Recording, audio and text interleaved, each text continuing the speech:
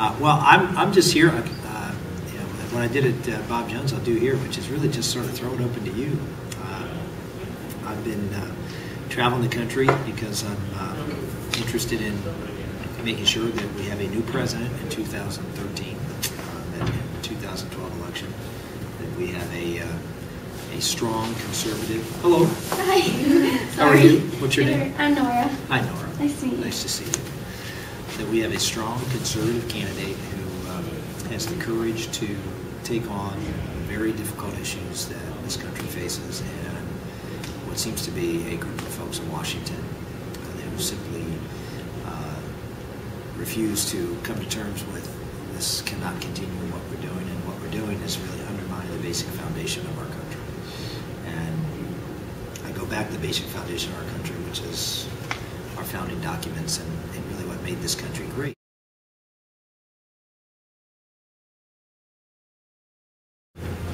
Well, I guess when we're facing something as serious, I guess, the size of the federal deficit is now, I mean, I know that you're advocating lowering taxes in some instances for business. I mean, do you think it's going to be a combination of raising taxes, though, and then cutting entitlement spending, or do you think it needs to be just cutting spending? It's a combination of cutting spending and growing the economy. If you can grow the economy, okay, revenues go up. If you reduce the unemployment rate, revenues go up. Why? Because people are paying taxes now instead of getting unemployment benefits and other federal distributions, food stamps, all sorts of housing support, etc., Medicaid. So the key is growing the economy. The key is lowering the unemployment rate. You can't do that. You can't raise taxes and do that. So the model just on the other side doesn't work. The model is just a flawed model that, you know, somehow by raising taxes you get more federal revenues. That's simply not the case. Now, you can cut taxes too much so where you won't get enough revenue. But on the margins, and that's what we're talking about, marginal rates, if you can lower some of those marginal rates on people who produce. I mean, even Republicans in the past have said, well, we got to lower marginal rates on those who, in the middle class. Marginal rates on, you have 40% of Americans who don't pay any taxes, federal income taxes. And then you have another group of people who pay very little in federal income taxes because the tax rate is very low. And given all the deductions and everything, they're paying a low rate on a very small amount of money.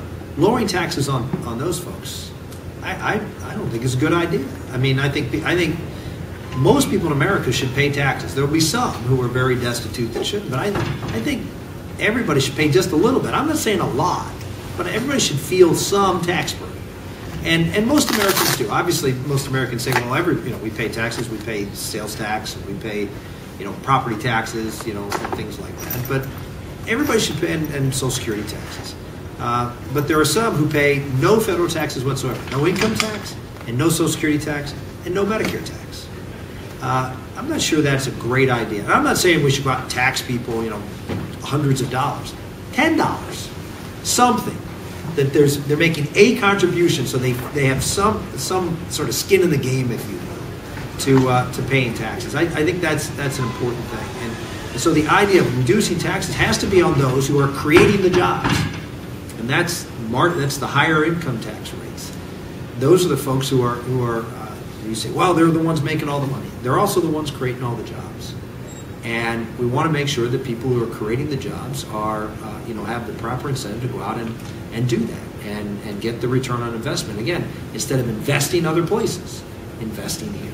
Capital, unfortunately, is fungible in the world today, and it can go anywhere to where profits can be made. And you turn on your local, the cable channels, CNBC or anything. They spend half their time talking about foreign markets, foreign investments.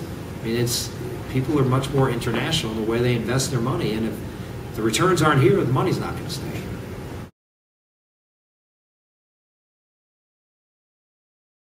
I know I'd heard you representing AMAC at one point.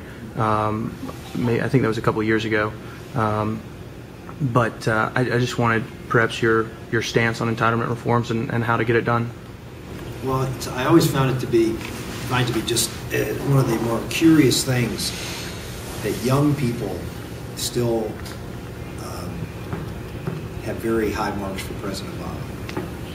Because if you look at the last 2 years and what the debt situation has become and this enormous growth of government under his encouragement, Obamacare in particular, it's going to destroy the future of this country for the next generation. I mean, you're going to be saddled with a huge amount of debt, a huge amount of government control of your lives. And you will be a generation that if things continue the way they are, and I don't believe they will, I think we have an opportunity in this election to actually turn things around. But if there's one group of people who are going to be disadvantaged by what's happening right now in America, it's you. You're going to be in a position where, with literally the next 10 years, you're looking at $1 trillion deficits that is simply unsustainable. And you're going to have to be either dramatic tax increases, which means your economic prosperity is going to suffer, or there will be benefit cuts, which means you're going to be more responsible than the current generations of folks who are enjoying this government largesse will be for those who are on the margins of society, but just as importantly to you, your parents and grandparents, who will see their benefits, particularly because most benefits are for seniors, cut, and you're going to have responsibility to them, so you're going to be hit both ways. And again, it's just, I don't understand how young people can look at what's happening in Washington, look at the agenda that he's pursuing, and see this as anything but destructive of young people and in favor of government unions, which is why you're seeing this big fight about government unions right now, in favor of blocks of voters who get government benefits, who vote for Democrats. It's in some respects, it's in the economic interest of folks. You look at now that over 40% of Americans don't pay federal income taxes. So if we grow the size of government and borrow more money, guess what happens? You pay more, but they don't. Folks who are going to be producing out there, earning income and paying taxes, are going to pay more. But if you're not earning income, you're not paying taxes, you don't. Obviously, you get more benefits. So we sort of set up this horrible zero-sum game, which the Democrats seem to be playing off of, and I don't think.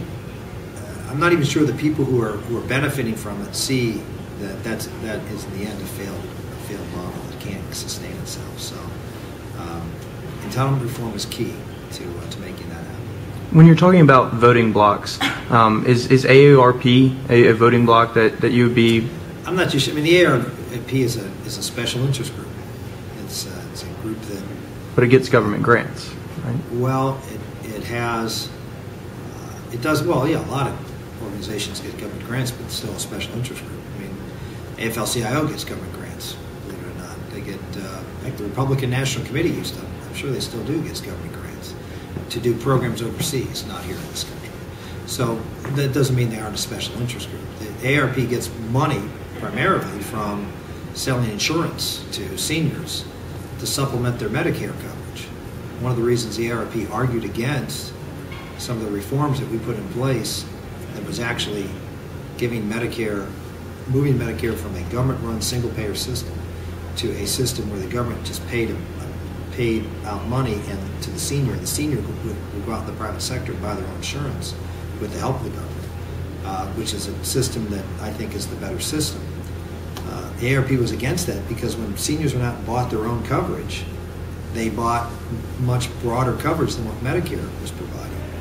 And under Medicare, because it's a smaller benefit package, AARP sold something called a Medicare supplemental package, and they marketed that to their seniors. Well, they couldn't sell it to the Medicare Advantage, that's the other program, because they already had that coverage. And so the AARP argued to eliminate this program so they could sell more of their insurance policies. And they did it on behalf of the seniors, which of course had nothing to do with seniors, everything to do with their organization. But they sign up a lot of seniors because they give discounts and coupons and all that kind of stuff. And I certainly encourage them encourage seniors every chance I get to pull out of the AARP, join other organizations. There's several of them. One's called AMAC.